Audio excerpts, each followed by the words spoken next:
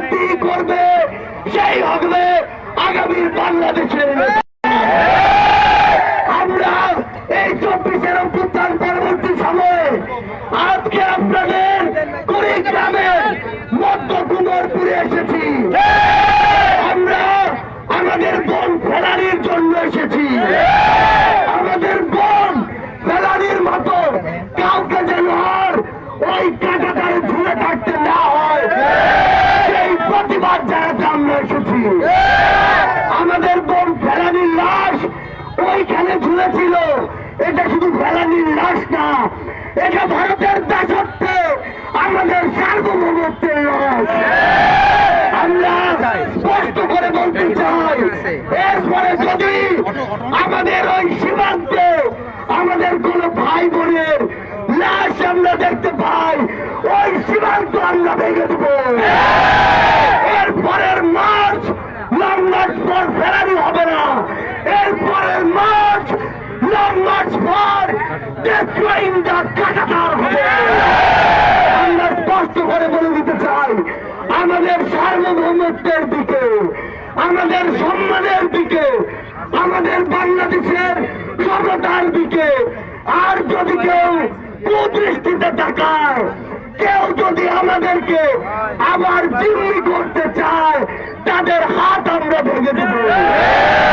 কুড়িগ্রামের মানুষ রংপুরের সংগ্রামী মানুষ। আমরা আপনাদেরকে শুধু একটি কথাই বলি, নতুন বাংলাদেশে আর কারো দাসত্ব চলবে না। আজকে আমাদের এখানে তফসিলি দলিত হরিজন সম্প্রদায়ের ভাইরা রয়েছেন, আজকে আমাদের সনাতনী ভাই বোনেরা রয়েছেন, আমাদের মুসলিম ভাই বোনেরা রয়েছেন।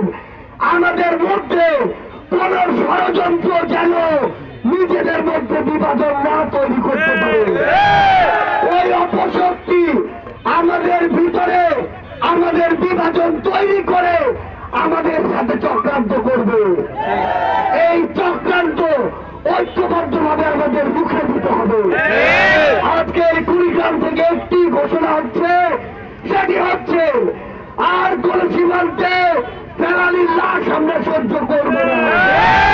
সীমান্তের প্রত্যেকটি হত্যার বিচার করতে হবে। সীমান্তে কোন মরণ ঘাটি অস্ত্র দিয়ে আর গুলি করা যাবে না।